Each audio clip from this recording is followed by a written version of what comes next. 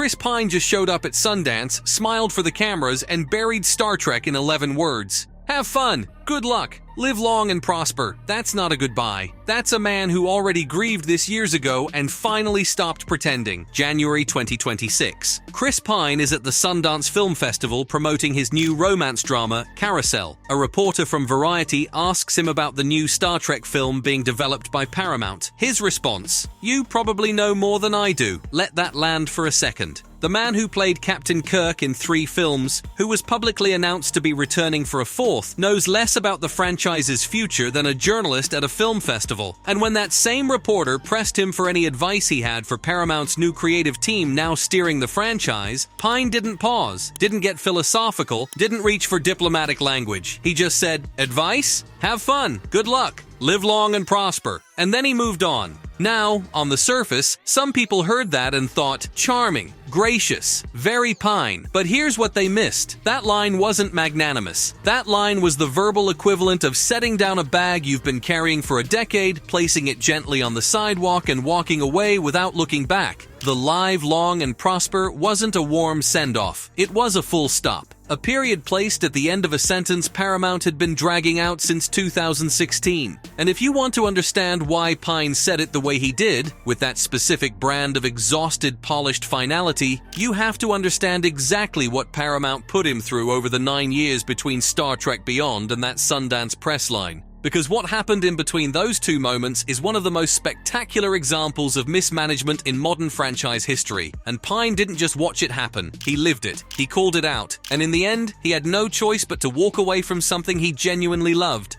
Let's be precise about the timeline because the details matter, and they are genuinely staggering. Star Trek Beyond came out in 2016, the franchise's 50th anniversary, no less, and underperformed at the box office with $344 million worldwide. Not a bomb, but not the billion-dollar number Paramount had been chasing. So instead of regrouping, finding a new strategy, and getting to work on the next chapter, the studio did what Paramount does best. They put Star Trek 4 into a decade-long revolving door of directors, writers, and public announcements that had absolutely nothing to do with what was actually happening behind the scenes. Here's the list, and I want you to really sit with this list. S.J. Clarkson was hired to direct in 2018, then it fell apart over pay disputes where Chris Pine and Chris Hemsworth reportedly walked away because the studio was offering them less money than their original contracts promised. Then came Noah Hawley, the acclaimed creator of Fargo, who developed an entire original Star Trek concept that had nothing to do with the Kelvin timeline crew. Then came Quentin Tarantino, who, in perhaps the most Quentin Tarantino move possible, wanted to make the first R-rated Star Trek film. Mark L. Smith, the writer behind The Revenant, drafted a script for that one. Then came Matt Shakman, who was finally announced as the confirmed director, had crew members hired, sound stages booked, with a filming start planned for mid-2022. And then Shakman left. He got the call from Marvel about directing Fantastic Four, and he took it. And who could blame him? At least Marvel actually makes movies. Through all of this, every single pivot, every public announcement, every fresh start, Chris Pine kept showing up. He kept doing interviews. He kept saying he loved the character, loved the cast, loved the franchise. But the cracks started showing, and they started showing because Pine is not particularly good at pretending that things are fine when they're not. In a 2023 Esquire profile, he described the entire experience in one devastating phrase: "It feels like it's cursed." He said the lack of communication from the studio didn't foster the greatest sense of partnership. He said, and this is the quote that should be engraved somewhere at Paramount headquarters, "I just can't do it. I don't have the energy." That's not an actor who's moved on and found inner peace. That's a man who has genuinely tried to care about something and been beaten down so many times that the caring itself became exhausting. And here's what Pine was right about that Paramount never listened to. He said it publicly, on record, multiple times. Star Trek does not need to be a billion-dollar franchise. It was never built for that. The Kelvin films, 2009, Into Darkness Beyond, made a combined total of over $1 billion across 3 films. That is a success by any rational measure. But because the MCU had trained studios to expect $2 billion from a single superhero movie on a Tuesday, Paramount decided that a beloved science fiction franchise with a built-in, deeply passionate fan base needed to perform like Avengers. Endgame, or it wasn't worth making. Pine said this out loud in interviews. He said the answer was simple: lower the budget, appeal to the core fan base, make a smart film at a price point that guarantees a return, and stop trying to convert casual audiences who were never going to show up anyway. That is basic business logic, and Paramount ignored it completely. Instead, they kept swinging for the fences, kept hiring and firing, kept cycling through visions of what Star Trek could be. A Tarantino provocation, a Noah Hawley reimagining, a Shackman spectacle, and never once seemed to ask the person actually in the suit what he thought the franchise needed. They announced films without telling the cast. J.J. Abrams stood in front of investors and told the world the band was getting back together, and Pine found out from reporters asking him about it at press junkets for completely unrelated films. As of early 2023, when Abrams was publicly saying the script was in the best shape it had ever been, Pine still hadn't read a single word of it. "Not that I know of," was his answer when asked if there were any updates. And when asked whether he'd read any scripts, "No, of course not. That's not an actor being kept in the loop on his own franchise. That's a prop being stored in a warehouse until someone decides they need it again." In November 2025, it became official. Paramount's new leadership, the Skydance merged version of the studio, quietly confirmed that they were moving on from the Kelvin timeline entirely. No Pine, no Zachary Quinto, no Zoe Saldana, no Carl Urban, no Simon Pegg, no John Cho. The ensemble that made Star Trek a box office franchise again in 2009 was done. And the replacement plan? Jonathan Goldstein and John Francis Daly, the writers and directors best known for Game Night and their work on Dungeons & Dragons, Honor Among Thieves, had been hired to write, produce, and direct a completely fresh take on the Star Trek universe. Brand new characters, brand new timeline, start from scratch.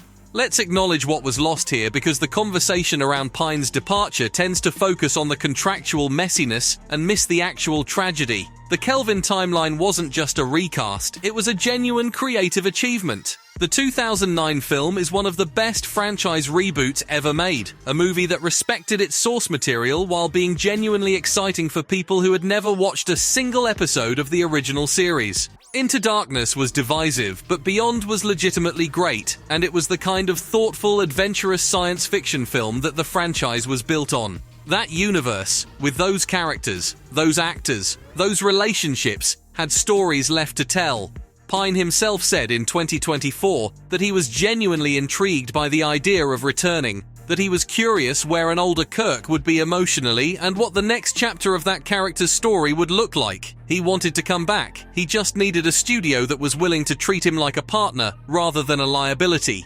Instead, what the franchise is left with is a blank page, a reboot of a reboot, a new film from the Dungeons & Dragons guys, which, for the record, was a perfectly decent movie, but is not exactly the track record that screams trusted custodian of a 60-year-old science fiction institution. And on the streaming side, Starfleet Academy just finished a first season that launched with a 35% audience score and never meaningfully recovered, a YA drama in a Starfleet uniform that the actual Star Trek fanbase rejected loudly and consistently, while critics kept insisting it was fine. The same pattern Paramount has been running for years. Chase a new audience, lose the existing one, act confused about the numbers. Chris Pine saw all of this. He diagnosed the disease while the patient was still walking around. He said the franchise was trying to be something it wasn't built to be. He said the fan base was being ignored in favor of audience demographics that were never going to show up. He said the system wasn't working and he didn't have the energy to fight it anymore. And at Sundance in January 2026, standing on a carpet promoting a completely different kind of film, a small, intimate romance about a man learning to feel things again, he gave his final answer to every question about Star Trek with 11 words and a Vulcan salute.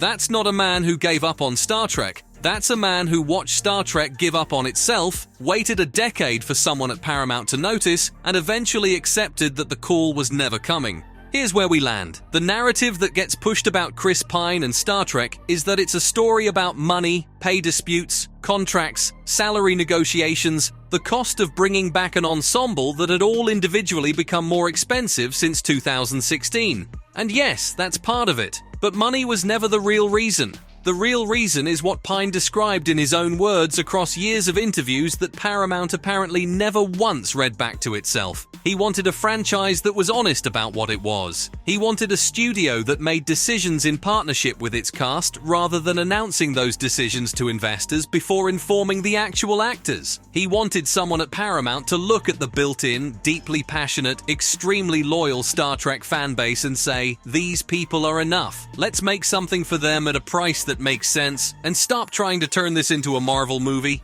None of that happened. What happened instead was a decade of chaos, a graveyard of scripts and directors, a streaming universe that increasingly missed the point of what made the franchise matter, and a finale season of Starfleet Academy that launched with a 35% audience score while the suits congratulated each other on the critics' numbers. And through all of it, Chris Pine sat in press rooms and told anyone who would listen exactly what was going wrong. He wasn't vague about it. He wasn't cryptic. He spelled it out. So when he stood at Sundance and said, "Have fun, good luck, live long and prosper," that wasn't indifference.